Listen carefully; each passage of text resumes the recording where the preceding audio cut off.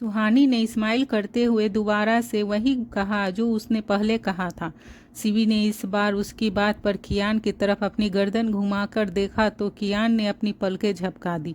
कियान के कन्फर्म करते ही शिवी गुस्सा करते हुए बोली, भाई आप ऐसा कैसे कर सकते हैं? आपने शादी कर ली और मुझे बुलाया तक नहीं। भाई, मैं आपकी शादी के लिए कितनी ज़्यादा एक्साइटेड थी और आपने अचानक से शादी कर ली। सीवी को कियान के ऊपर गुस्सा करते देखकर सुहानी हैरान रह गई। फिर उसने मन ही मन खुद से कहा, चलो कोई तो है जो राक्षस पर भी गुस्सा कर सकता है। हमेशा यही सबको अपना रोब दिखाते हैं। कोई तो है जो इन्हें अपना रोब दिखा रहा है। यह कहते हुए सुहानी मंद मंद मुस्कुरा रही थी। सुहानी से और बाकी सभी से मिलने के बाद सीबी को अच्छा लग रहा था। उसे सुहानी बहुत पसंद आई थी। थोड़ी ही देर में वह उसके साथ ऐसे घुल मिल गई थी जैसे वे दोनों एक दूसरे को बहुत पहले से जानते थे।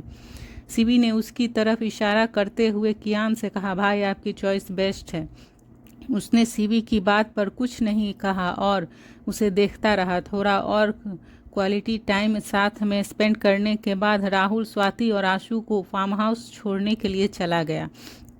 सुहानी ने राकेश काका से कहकर सारा खाना सीवी की पसंद का बनवाया था। खाना खाने के बाद सीवी अपने रूम में सोने चली गई और सुहानी भी अपने रूम में आ गई थी। राहुल भी तब तक वापस आ गया था। कियान राहुल के साथ ही स्टडी रूम में था। तभी राहुल ने कहा, बहुत कोशिश की पता करने की, पर हमारे आदमी उस पेशेंट की डिटेल नहीं निकाल पाए। एक बात तो कंफर्म है कि करण कुछ न कुछ तो शिव्यान के बारे में जानता है। उसकी बात सुनने के बाद कियान ने सोचते हुए कहा, नज़र रखो उस पर। राहुल ने हाँ में सिर हिला दिया। तभी कियान ने आगे कहा, और उस आदमी के बारे में कुछ पता चला? जिस पर राहुल ने कहा, हाँ, पर कुछ खास नहीं। वह आदमी अब इस शहर में नहीं रहता। वह अपनी फैमिली के साथ 24 साल पहले ही दिल्ली शिफ्ट हो गया था। यह सुनकर कियान ने अपनी कोल्ड आवाज़ में कहा, मुझे उसका पता और उसकी पूरी जन्म कुंडली चाहिए। उस एक्सीडेंट के बारे में सिर्फ वही जानता है। मुझे वह चाहिए राहुल। यह कहते हुए उसकी आवाज़ और सर्द हो गई। राहुल ने ओके कहा और काम पर लग गया। राहुल और रिहान एक दूसरे से पहले कभी नहीं मिले थे। उसे सिर्फ इतना पता था कि रिहान सीवी का बॉडीगार्ड है। उसने पहले कभी उसे देखा नहीं था, पर आज जब उसने अनकॉन्शियस रिहान का चेहरा देखा तो उसे वह कुछ जाना पहचाना लगा। उसे रिहान के लिए स्ट्रांग फीलिंग आ रही थी। उसे लग रहा था जैसे वह उसे पहले से जानता है। लैपटॉप पर चलती हुई उसकी उंगलियां यह सब सोचते हुए रुक गई। फिर उसने अपनी सोच से बाहर आते हुए कहा, यह वह नहीं हो सकता। मैं फालतू में ही इतना ज़्यादा सोच रहा हूँ। यह कहते हुए वह फिर से अपने काम में लग गया। उधर रिहान के लिए एक नर्स अपॉइंट कर दी गई थी जो उसकी देखभाल कर रही थी। वहीं दूसरी तरफ लंदन में करण ने अपने रूम में बैठा सोच रहा था कि अगर शिव्यान को कल तक होश नहीं आया तो क्या होगा। वह शिव्यान को हर हालत में बचाना चाहता था। वह नहीं चाहता था कि उसे कुछ ही हो। आखिर उस रात उसने कितनी मुश्किलों का सामना करके उसे बचाया था। यह सोचते हुए करण की आंखों में आंसू आ गया। फिर उसने खुद से कहा, तुझे उठना होगा शिव्यान, बहुत दिन तू सो लिया, अब तुझे उठना ही होगा। यह कहकर वह उठा और अपने रूम से बाहर चला गया। उधर इंडिया में सीवी अपने रूम में इधर से उधर चक्कर काट रही थी। साथ ही वह अपने हाथों की उंगलियों को मसल भी रही थी। रह रहकर उसे रिहान की चिंता हो रही थी। वह उसे देखना चाहती थी, पर उसे इस बात का भी डर था कि कहीं किसी को पता न चल जाए उसके और रिहान के बारे में। इसीलिए वह उसके पास जाने से घबरा रही थी। फिर कुछ और देर तक सोचने के बाद उसे रहा नहीं गया और वह अपने रूम से निकलकर दबे पांव रिहान के रूम में चली गई। अंदर जाते ही उसने डोर अंदर से लॉक कर दिया। रात ज़्यादा हो गई थी, इसीलिए उसकी देखभाल कर रही नर्स भी सोने चली गई थी। सीवी धीमे कदमों से उसके पास आई और उसे देखने लगी। वह अभी भी बेहोश था और बेड पर उल्टा लेटा था।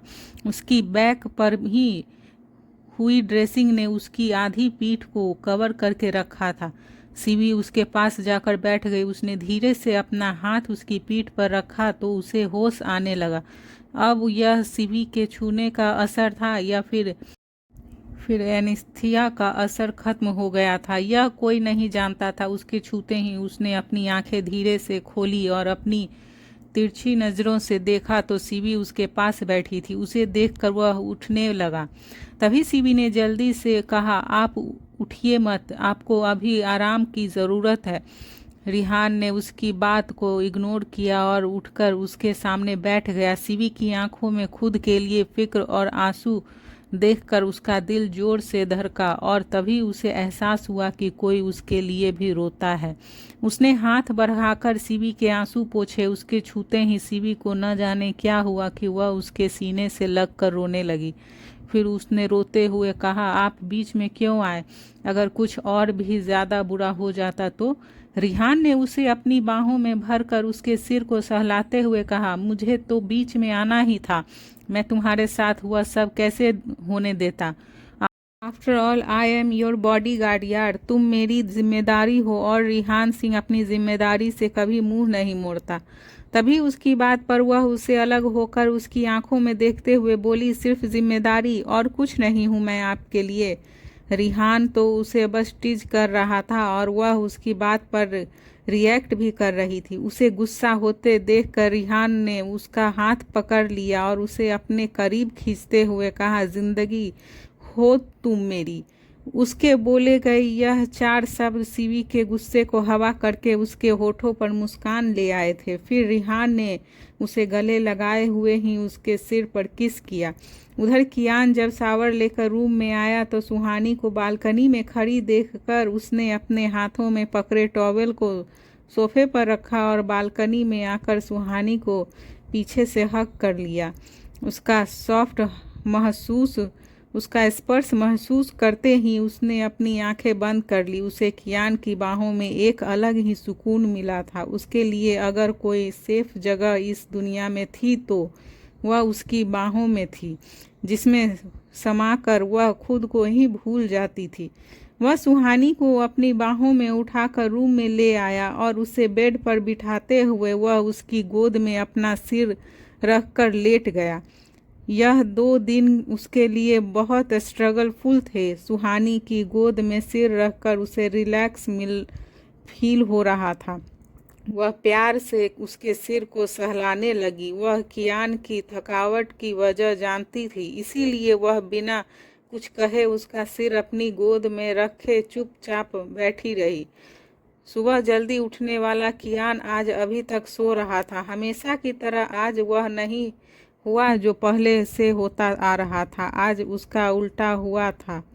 आज सुहानी के ऊपर कियान का वर्षिप था। ऐसा पहली बार था जब सुहानी कियान के पहले ही उठ गई थी, पर उसका एक हाथ सुहानी के ऊपर होने की वजह से वह उसके उठने का वेट कर रही थी। वह एक टॉप पर्सनैलिटी वाला इंसान था। उसका शरीर भी उसकी तरह ही स्ट्रांग और टफ था, इसीलिए सुहानी अपनी लाख कोशिशों के बाद भी उसे हिला नहीं पा रही थी। थक हार कर उसने छत की सीलिंग को देखते हुए कहा, आप भी कमाल करते हैं भगवान जी, किसी को इतना स्ट्रांग और किसी को इतना कमज़ोर बना देते हैं कि वह स्ट्रांग इंसान को हिला भी नहीं पाता। कियान का चेहरा उसकी नेक के पास था। उसकी गर्म सांसों सुहानी की नेक और गाल पर पड़ रही थी और जो उसे अनकंफर्टेबल कर रही थी। उसने मुंह बनाकर कियान को तिरछी नज़रों से देखा और एक लंबी सांस छोड़ते हुए खुद से कहा, अभी बताती हूँ इन्हें, यह ऐसे नहीं उठेंगे। यह कहते हुए उसने अपने दुपट्टे के कॉर्नर को फोल्ड करके कियान के कान में डालना चाहती। उसे लग रहा था कि वह उसे परेशान करके उसे जगा देगी, पर वह भूल गई थी कि वह किसे परेशान करने की कोशिश कर रही थी। उसे जिसके आगे किसी की नहीं चलती थी। भला ऐसे कैसे वह सुहानी को उसके प्लान में कामयाब होने देता। जैसे ही उसने अपना हाथ उसकी तरफ बढ़ाया कि तभी उसने झटक से सुहानी का हाथ पकड़कर उसे पीछे से अपनी बाहों में भर लिया। उसकी आंखें अभी भी बंद ही थी और सुहानी उसकी गिरफ्त में थी। फिर सुहानी ने परेशान होते हुए खुद से कहा, क्या यार सुहानी, तुझे इतना भी नहीं पता कि राक्षसों से आम इंसान नहीं जीत सकते? तूने फिर से एक बार अपने पैर पर कुल्हाड़ी मार ली है। तू सच में पागल है। आ भैंस मुझे मार वाले काम करती है। वह खुद को कोस ही रही थी कि तभी कियान ने उसे ऊपर अपनी पकड़ और मजबूती कर ली और अपनी अलसाई आवाज़ में कहा, हम यू राइट अब हो, इनफैक्ट तुम एक छोटी बच्ची जैसी हो। उसकी बात सुनकर सुहानी की आंखें बड़ी हो गई और उसने मुंह बनाकर कहा, अच्छा जी, मैं छोटी बच्ची जैसी हूँ। कियान ने हाँ कहा तो सुहानी ने अपना क्यूट सा फेस बनाते हुए कहा, तो फिर क्यों आप इस छोटी बच्ची पर अत्याचार कर रहे हैं? छोड़ दो ना इस बच्ची को, जाने दो इस बच्ची को। उसने सुहानी की बात को इग्नोर करके अपनी शरारती को थोड़ा और बढ़ाया और उसकी नेक को अपनी नेक से टच करते हुए कहा, क्योंकि यह छोटी बच्ची मेरी है और यह मेरी मर्जी के बिना कुछ नहीं कर सकती।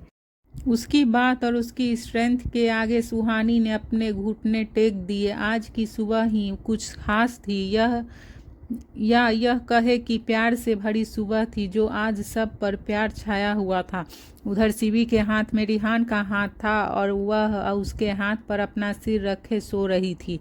कल रात वह रिहान से बातें करते हुए उसके बेड के पास रखी चेयर पर बैठ गई थी और फिर कुछ देर बाद वह उसे बातें करते हुए ही सो गई थी। रिहान ड्रेसिंग की वजह से उल्टा होकर सो रहा था। उसका चेहरा शिवी की तरफ था। वह कल रात उसे देखते हुए ही सो गया था। उसने धीरे से अपनी आंखें खोली तो उसकी आंखों के सामने शिवी का मासूम चेहरा था। उसे देखकर रिहान के होठों पर एक प्यारी सी स्माइल आ गई। उसने शिवी को देखते हुए मन में ही खुद से कहा, कोई इतना खूबसूरत कैसे हो सकता है? तभी शिवी की भी आंखें खुली और उसने रिहान को देखा तो उसे ही बिना पलके झपकाए देख रहा था। यह देखकर शिवी के होठ गुलाब की पंखुड़ियों के जैसी खिल गए। फिर रिहान ने उसके खिलते होठों को देखकर कहा, तुम्हें अब जाना चाहिए। शिवी ने हाँ में अपनी पलकें झपका दी और उसके गाल पर प्यार से सहलाकर चली गई। वहीं राहुल और स्वाति की इंगेजमेंट में अभी भी 3 दिन बचे थे। सुहानी की स्टडी का बहुत ज़्यादा लॉस हो गया था, इसीलिए आज उसने कॉलेज जाने का मन बना लिया था। उसने सोच लिया था कि आज वह बिल्कुल भी किसी की बात नहीं सुनेगी। कियान के कहने पर राहुल सुहानी को कॉलेज ड्रॉप करने चला गया था। उधर कियान अपने कैबिन में बैठा लैपटॉप पर अपनी उंगलियां चला रहा था कि तभी उसे एक मेल आया। उस मेल में पढ़ते ही उसकी भौहें सिकुड़ गई।